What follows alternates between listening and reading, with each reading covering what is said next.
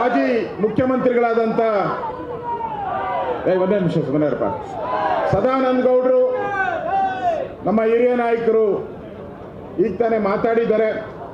ಅದೇ ರೀತಿ ನಮ್ಮ ಉಪಮುಖ್ಯಮಂತ್ರಿಗಳಾಗಿ ಕೆಲಸ ಮಾಡಿದಂಥ ಸನ್ಮಾನ್ಯ ಅಶ್ವಥ್ ನಾರಾಯಣ ಅವರೇ, ಈ ಕಾರ್ಯಕ್ರಮದಲ್ಲಿ ಇನ್ಚಾರ್ಜ್ ತಗೊಂಡು ರೂವಾರಿಗಳಾಗಿ ಕೆಲಸ ಮಾಡಿದಂಥ ಬೈರ್ತಿ ಬಸವರಾಜ್ ಅವರೇ, ವೇದಿಕೆ ಮೇಲಿರುವಂಥ ಸನ್ಮಾನ್ಯ ಗೋಪಾಲಯ್ಯನವರೇ, ಮುನಿರತ್ನ ಅವರೇ, ವೇದಿಕೆ ಮೇಲಿರುವಂಥ ನಮ್ಮ ಯಲಹಂಕ ಶಾಸಕರಾದಂಥ ವಿಶ್ವನಾಥ್ ಅವರೇ, ರಾಮಮೂರ್ತಿ ಅವರೇ, ವೇದಿಕೆ ಮೇಲಿರುವಂಥ ನಮ್ಮ ಕೃಷ್ಣಪ್ಪನವರೇ, ರವಿ ಸುಬ್ರಹ್ಮಣ್ಯ ಅವರೇ, ಮುನ್ರಾಜು ಅವರೇ, ಛಲವಾದಿ ನಾರಾಯಣ ಸ್ವಾಮಿ ಅವರೇ, ನರೇಂದ್ರ ಬಾಬು ಅವರೇ, ಹರೀಶ್ ಅವರೇ, ನಮ್ಮ ಸಪ್ತಗಿರಿ ಗೌಡ್ರೆ, ರವೀಂದ್ರ ಅವರೇ, ಉಮೇಶ್ ಶೆಟ್ಟಿ ಅವರೇ, ಅರುಣ್ ಸೋಮಣ್ಣ ಅವರೇ, ವೇದಿಕೆ ಮೇಲೆ ಇನ್ನರು ನಮ್ಮ ನಾರಾಯಣ ಗೌಡರು ಬಂದಿದ್ದಾರೆ, ಮಾಜಿ ಮಂತ್ರಿಗಳು ನಮ್ಮ ನಾರಾಯಣ ಗೌಡರು, ವೇದಿಕೆ ಮೇಲಿರುವಂಥ ಎಲ್ಲ ಗಣ್ಯರೇ, ಬಹಳ ಪ್ರಮುಖವಾಗಿ ಇವತ್ತು ಹೋರಾಟ ಮಾಡ್ತಾ ಇರೋದು ನಾವು. ಕಾಂಗ್ರೆಸ್ ಸರ್ಕಾರ ಬಂದು ಒಂದು ವರ್ಷ ಆಯಿತು. ಕಾಂಗ್ರೆಸ್ ಸರ್ಕಾರ ಬಂದ ತಕ್ಷಣ ಕಾಂಗ್ರೆಸ್ ಸರ್ಕಾರ DK ಶಿವಕುಮಾರ್ ಅವರು ಹೇಳಿದ್ರು, ನಾವು ಬ್ರ್ಯಾಂಡ್ ಬೆಂಗಳೂರನ್ನ ಮಾಡ್ತೀರಿ. ಬ್ರ್ಯಾಂಡ್ ಬೆಂಗಳೂರು ಅಂತ ಹೇಳಿದ್ರೆ ಒಂಥರ ಅಮೆರಿಕಾದ ನ್ಯೂಯಾರ್ಕ್ ಸಿಟಿ ತರ,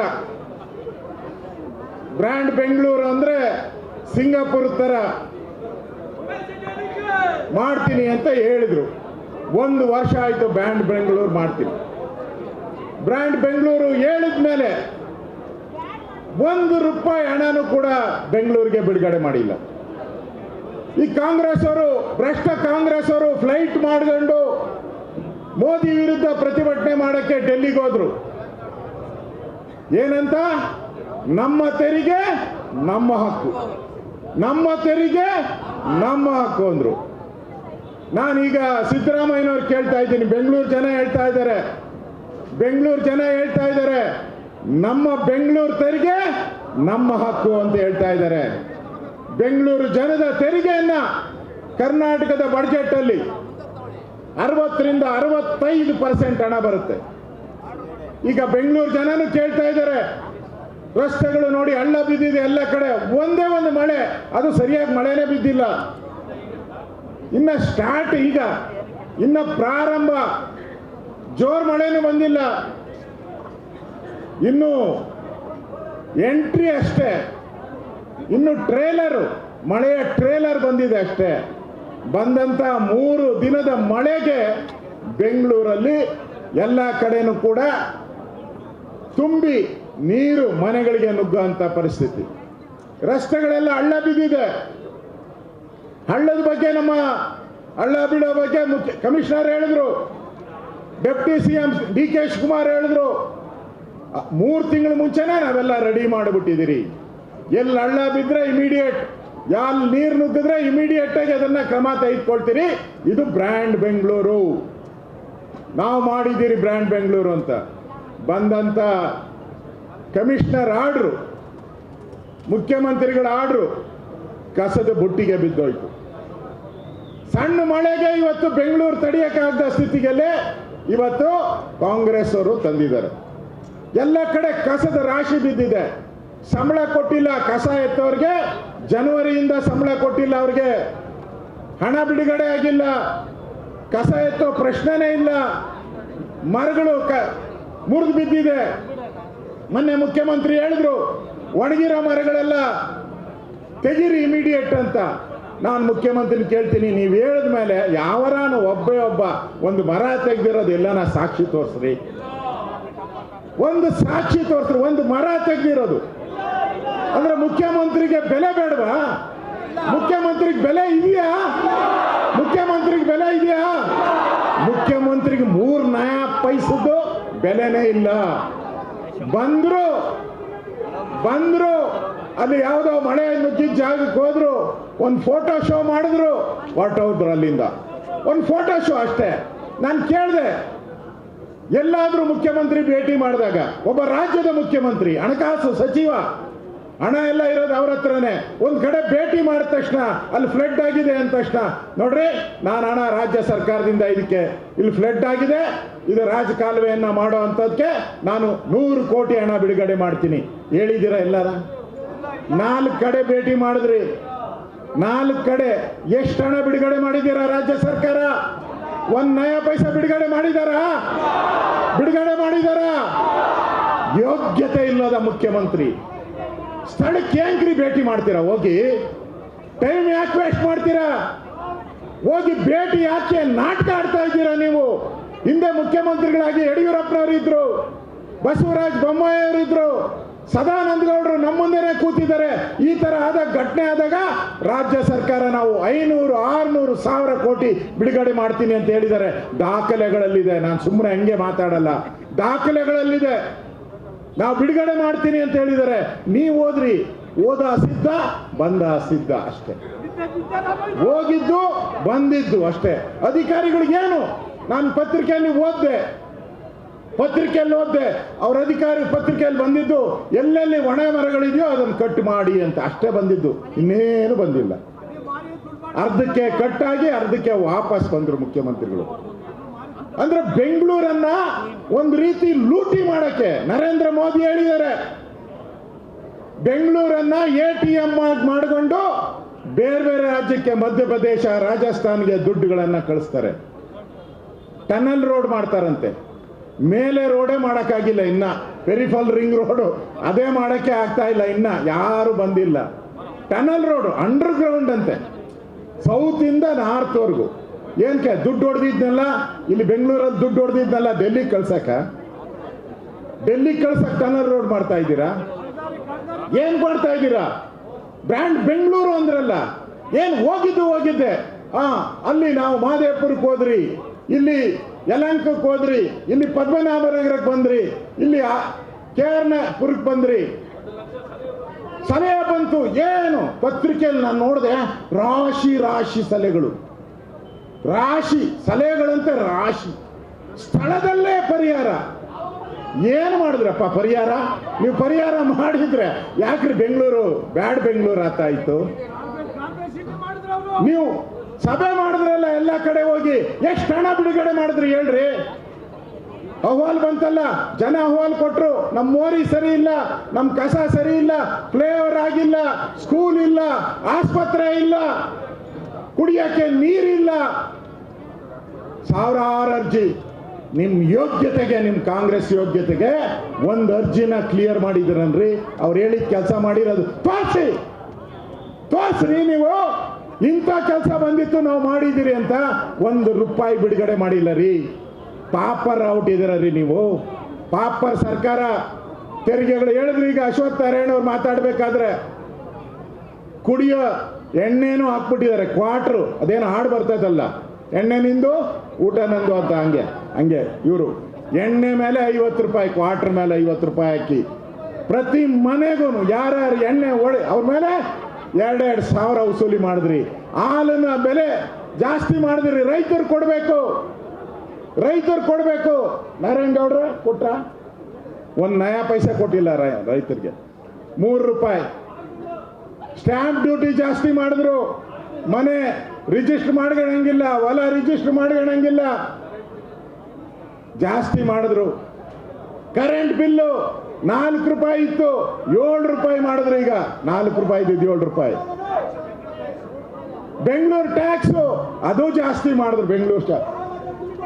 ಬೋರ್ವೆಲ್ಗಳಿಗೆ ಮೊನ್ನೆ ಬರ ಬಂದು ಇಡೀ ಬೆಂಗಳೂರಲ್ಲಿ ಇದ್ದ 40%, ಸುಮಾರು 1000 ಬೋರ್ವೆಲ್ಗಳು ನೀರಿಲ್ಲದೆ ಹಾಳಾದವು. ನೀರೇ ಇಲ್ಲ. ನಾವು ಕೇಳಿದ್ರು ಎಲ್ಲ MLA ಮುನ್ರಾಜು ಬರ್ತಾ ಕಾರಲ್ಲಿ ಹೇಳಿದ್ರು, ಸರ್ ನಾನು ಇದುವರೆಗೂ 40 ಪತ್ರ ಬರೆದಿದ್ದೀನಿ ಮುಖ್ಯಮಂತ್ರಿಗೆ, ಉಪಮುಖ್ಯಮಂತ್ರಿಗೆ, ಕಮಿಷನರ್ಗೆ. ನಾನು ಹೇಳಿದೆ ರಿಪ್ಲೈ ಬಂತ ಅಂತ. ಒಂದಕ್ಕೂ ರಿಪ್ಲೈ ಬಂದಿಲ್ಲ ಸರ್, ನಾನು ಹೈಕೋರ್ಟ್ಗೆ ಹೋಗ್ತಾ ಇದ್ದೀನಿ. ಅಂದ್ರೆ ಈ ಸರ್ಕಾರದಲ್ಲಿ ಏನು ಆಗಂಗಿಲ್ಲ. ಕೋರ್ಟ್ ಮೆತ್ತಬೇಕು. ನಾವೀಗ ನಿಮ್ ರೋಡ್ ಆಗ್ಬೇಕಾ, ನಿಮ್ಗೊಂದು ಬೋರ್ವೆಲ್ ಬೇಕಾ? ಕೊಡಲ್ಲ ಇವರು. ನಾವು ಕೋರ್ಟ್ಗೆ ಹೋಗಿ ಬೋರ್ವೆಲ್ಸ್ ತರ ಸ್ಥಿತಿಗೆ ಕರ್ನಾಟಕದಲ್ಲಿ ಬೆಂಗಳೂರನ್ನ ತಂದ್ಬಿಟ್ಟಿದ್ದಾರೆ. ಇದೇನಪ್ಪ DK ಶಿವಕುಮಾರ್ ಅವರೇ, ನಿಮ್ ಬ್ರ್ಯಾಂಡ್ ಬೆಂಗಳೂರು ಇದೇನಾ? ಏನೋ ದೊಡ್ಡದಾಗಿ ಸಭೆ ಮಾಡಿದ್ರಲ್ಲ ಎಲ್ಲ ಕಾನ್ಸ್ಟಿಟ್ಯೂನ್ಸಿಯಲ್ಲಿ ಹೋಗಿ, ಎಷ್ಟು ಅರ್ಜಿ ಬಂದಿತ್ತು, ಎಷ್ಟು ಕ್ಲಿಯರ್ ಮಾಡಿದ್ರಿ ಹೇಳಿ ಎಲ್ಲ ನಾವು? ಎಷ್ಟನ್ನ ಕ್ಲಿಯರ್ ಮಾಡಿದಾರ? ಏನಿಲ್ಲ. ಶೋ, ಫೋಟೋ ಶೋ ಅಷ್ಟೇ.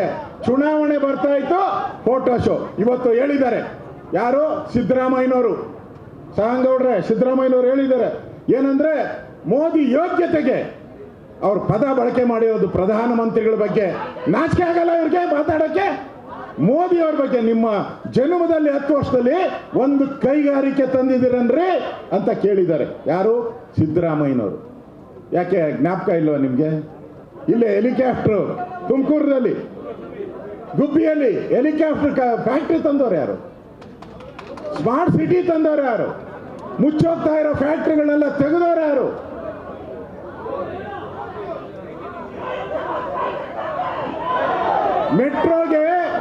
ಮೆಟ್ರೋಗೆ ಹಣ ಕೊಟ್ಟಿರೋದು. ಇವತ್ತು ಮೆಟ್ರೋ ನಡೀತಾ ಇದೆಯಲ್ಲ, ಹಣ ಕೊಟ್ಟವ್ರು ಯಾರು? ಇದೇ ನರೇಂದ್ರ ಮೋದಿ.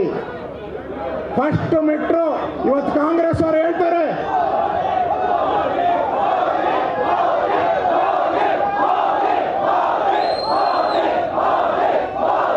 ಮೋದಿನೇ ಬರೋದು.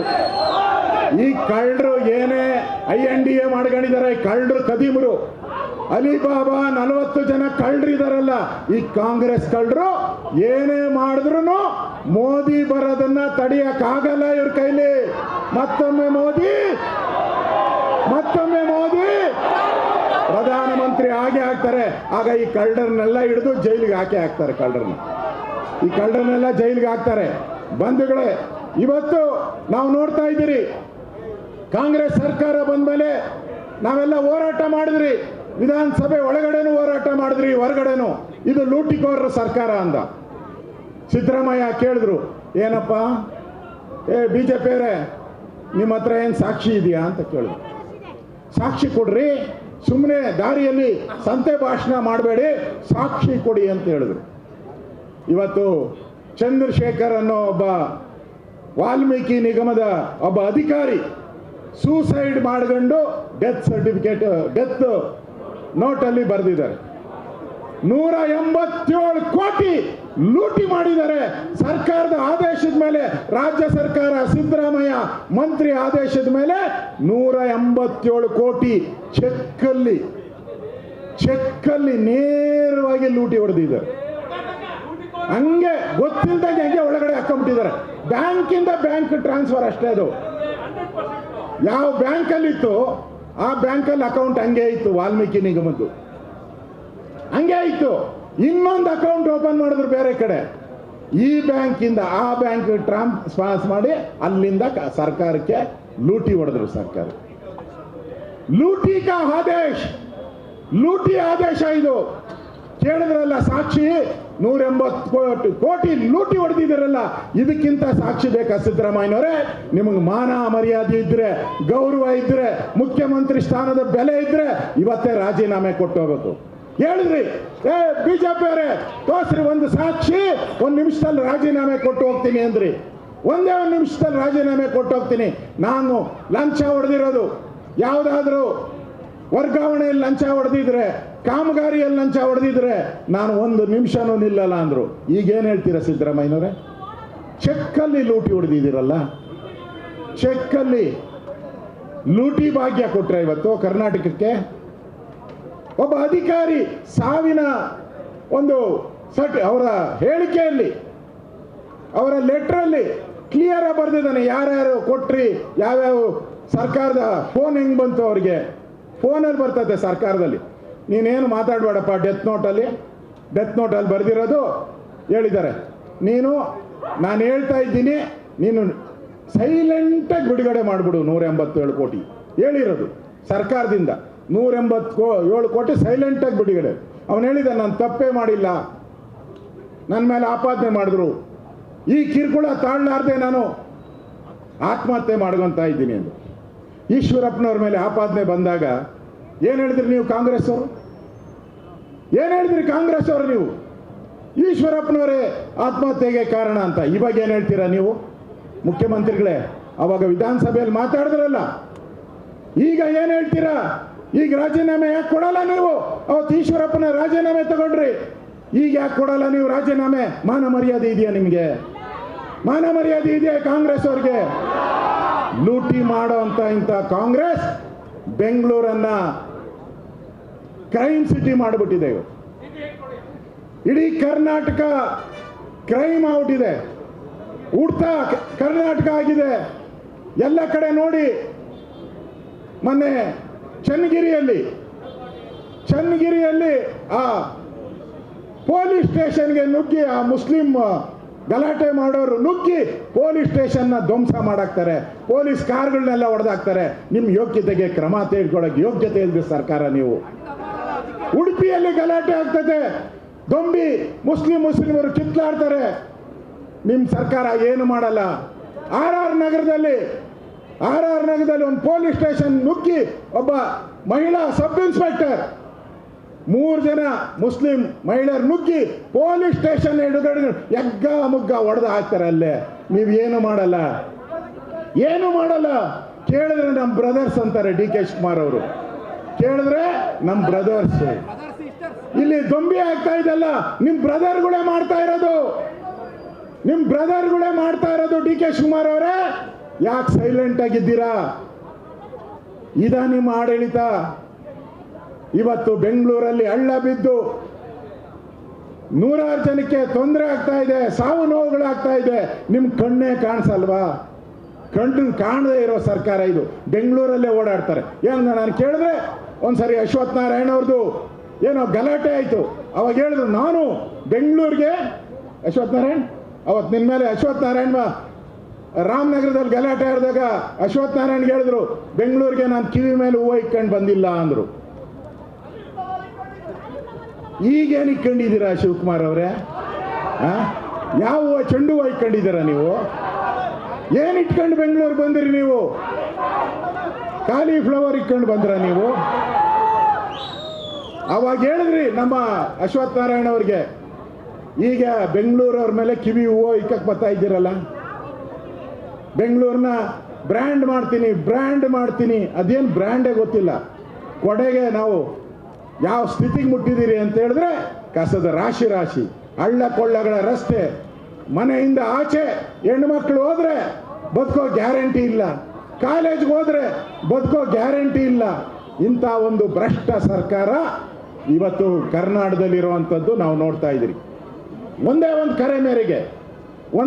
ಕರೆ ಮೇರೆಗೆ ಇವತ್ತು ಸಾವಿರಾರು ಜನ ಇವತ್ತು ಬಿಜೆಪಿ ಕಾರ್ಯಕರ್ತರು ಈ ಭ್ರಷ್ಟ ಸರ್ಕಾರ ಇರಬಾರ್ದು, ಬೆಂಗಳೂರಿಗೆ ದ್ರೋಹ ಮಾಡಿದಂಥ ಸರ್ಕಾರ, ಬ್ರ್ಯಾಂಡ್ ಬೆಂಗಳೂರು ಹೆಸರಲ್ಲಿ ಲೂಟಿ ಮಾಡ್ತಾ ಇರೋ ಸರ್ಕಾರ, ಬೆಂಗಳೂರು ಹೆಸರು ಹೇಳ್ಕೊಂಡು ಹಣವನ್ನು ವಸೂಲಿ ಮಾಡ್ತಾ ಇದ್ದಾರೆ.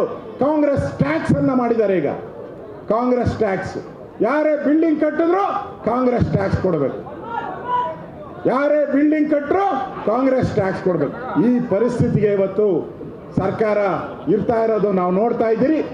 ನಿಜವಾಗೂ ಈ ಬ್ರ್ಯಾಂಡ್ ಬೆಂಗಳೂರು ಅಂತ ನೀವೇನು ಹೇಳಿದ್ರಿ, ಮೋಸ ಮಾಡ್ತಾ ಇದ್ದೀರಾ. ಮೋಸ ಮಾಡಿ ಓಟ್ಗೋಸ್ಕರ, ಪಾರ್ಲಿಮೆಂಟಲ್ಲಿ ಓಟ್ ತಗೊಳಗೋಸ್ಕರ ಈ ಬ್ರ್ಯಾಂಡ್ ಬೆಂಗಳೂರನ್ನ ಬಿಟ್ರಿ. ಈಗ ಬ್ಯಾಡ್ ಬೆಂಗಳೂರು ಆಗೋಯ್ತು, ಕ್ರೈಮ್ ಬೆಂಗಳೂರು ಆಗೋಯ್ತು, ಬಾಂಬ್ ಬೆಂಗಳೂರು ಆಗೋಯ್ತು. ಆ ಕೆಫೆಯಲ್ಲಿ ಬಾಂಬ್ ಹಾಕಿದ್ಮೇಲೆ ಬಾಂಬ್ ಬೆಂಗಳೂರು ಮಾಡಿದವರು ನೀವೇ, ಬ್ಯಾಡ್ ಬೆಂಗಳೂರು ಮಾಡಿದವರು ನೀವೇ, ಕ್ರೈಮ್ ಬೆಂಗಳೂರು ಮಾಡಿದವರು ನೀವೇ. ಇದು ಕಾಂಗ್ರೆಸ್ಸಿನ ಬಳುವಳಿ. ಇದು ಕರ್ನಾಟಕದಲ್ಲಿ ನಮ್ಮ ಮುಖ್ಯಮಂತ್ರಿಗಳಿದ್ದಾಗ ಬೆಂಗಳೂರಿಗೆ ವಿಶೇಷ ಅನುದಾನ ಕೊಟ್ಟಿದ್ದಾರೆ. ಬಸವರಾಜ ಬೊಮ್ಮಾಯಿ ಅವರು ಒಂದೇ ವರ್ಷದಲ್ಲಿ 6,000 ಕೋಟಿ ಕೊಟ್ಟರು. 6,000 ಕೋಟಿ. ಯಡಿಯೂರಪ್ಪನವರು ಬಿಡಿಎಯಿಂದ ಸರ್ಕಾರದಿಂದ ಸುಮಾರು 7-8 ಸಾವಿರ ಕೋಟಿ ಕೊಟ್ಟರು ಪ್ರತಿ ವರ್ಷ. ನಿಮ್ಮ ಯೋಗ್ಯತೆಗೆ ಒಂದೇ ಒಂದು ನಯಾ ಪೈಸಾ ಕೊಟ್ಟಿಲ್ಲ ಬೆಂಗಳೂರು ಅಭಿವೃದ್ಧಿಗೆ. ಒಂದು ಹೊಸ ಕಲ್ಲು, ಯಾವುದಾದ್ರೂ ಹೊಸ ಕಲ್ಲು ನಾನು ಈ ಕಾಮಗಾರಿಯನ್ನು ಶುರು ಮಾಡಿದ್ದೀನಿ ಅಂತ ಒಂದು ಫ್ಲೈಓವರ್ ನಾವು ಶುರು ಮಾಡಿದ್ದೀರಿ ಅಂತ ಒಂದೇ ಒಂದು ಫ್ಲೈಓವರ್ ತೋರಿಸಿ ನೋಡೋಣ. ಇಡೀ ಬೆಂಗಳೂರಲ್ಲಿ ಒಂದು ಫ್ಲೈಓವರ್ ತೋರಿಸಿ. ಒಂದೇ ಒಂದು ಫ್ಲೈಓವರ್ ಮಾಡಿಲ್ಲ ನೀವು. ಎಲ್ಲ ಕಡೆ ಟ್ರಾಫಿಕ್ ಜಾಮ್ ಆಗುತ್ತೆ, ಹಳ್ಳ ಕೊಳ್ಳ ಬಿದ್ದಿರೋ ರಸ್ತೆಯನ್ನು. ಇದರ ವಿರುದ್ಧವಾದಂಥ ಪ್ರತಿಭಟನೆಗೆ ತಾವು ಎಲ್ಲ ಬೆಂಗಳೂರಿನ 28 ಕ್ಷೇತ್ರದಿಂದ ಸಾವಿರಾರು ಸಂಖ್ಯೆಯಲ್ಲಿ ಈ ಹೋರಾಟಕ್ಕೆ ತಾವು ಬಂದಿದ್ದೀರಾ. ನಿಮ್ಮೆಲ್ಲರಿಗೂ ನಾನು ಶಿರಸ ವಹಿಸಿ ನಮಸ್ಕಾರಗಳನ್ನು ಮಾಡ್ತಾ ಇದ್ದೀನಿ. ನಿಮ್ಮ ಹೋರಾಟಕ್ಕೆ ನಮ್ಮೆಲ್ಲ ಬೆಂಗಳೂರಿನ ಎಲ್ಲ ಶಾಸಕರು, ಎಲ್ಲ ಮಾಜಿ ಶಾಸಕರು, ಎಲ್ಲ ನಮ್ಮ ಮುಖಂಡರು ಕೂಡ ಈ ಹೋರಾಟಕ್ಕೆ ಬರೋ ಮುಖಾಂತರ ಈ ಕೆಟ್ಟ ಸರ್ಕಾರವನ್ನು ಕಿತ್ತೊಗೆಯುವಂಥದ್ದು, ಕೆಟ್ಟ ಸರ್ಕಾರವನ್ನು ಕಿತ್ತೊಗೆಯುವಂಥ ಕೆಲಸವನ್ನ ನಾವು ಮಾಡೋಣ ಅನ್ನೋ ಮಾತನ್ನ ಈ ಸಂದರ್ಭದಲ್ಲಿ ಹೇಳಿ ಮತ್ತೊಮ್ಮೆ ಇವರಿಗೆ ಧಿಕ್ಕಾರ ಹೋಗೋಣ. ಬ್ಯಾಡ್ ಬೆಂಗಳೂರು ಮಾಡಿದ ಗ್ಯಾರಂಟಿ ನ್ಯೂಸ್, ಸುದ್ದಿ ಖಚಿತ, ನ್ಯಾಯ ನಿಶ್ಚಿತ.